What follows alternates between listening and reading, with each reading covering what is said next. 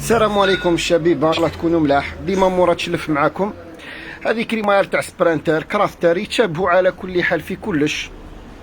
هذا عنده بروبليم تاع زيت، دوك نريقليوها له ان شاء الله.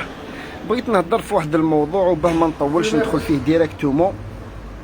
كاين دي فوا ريباراتور كاين اللي جامي يخدمها، دي فوا تجي اول مره يبغي يفركت الكريماير تاع الكرافتر ولا سبرانتر، فيها واحد العفسه في الرولمون تاع لاطات.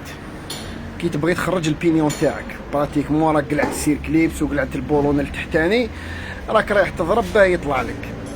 شوف خويا العزيز، عندهم الرولمون الفوقانيه دايرين ليغالي تاعها يطيروا وحدهم وهي تنقلع فورسي باسكو اصلا تركب شغل كونيك شويه. دونك ماذا بيك خويا العزيز، هاي الرولمون تاعو الفوقانيه دايرين لاكاج اللي تشد ليغالي، هذو البي الصغير هذا الكالي لاكاج طير وحدها. دونك انت واش دير؟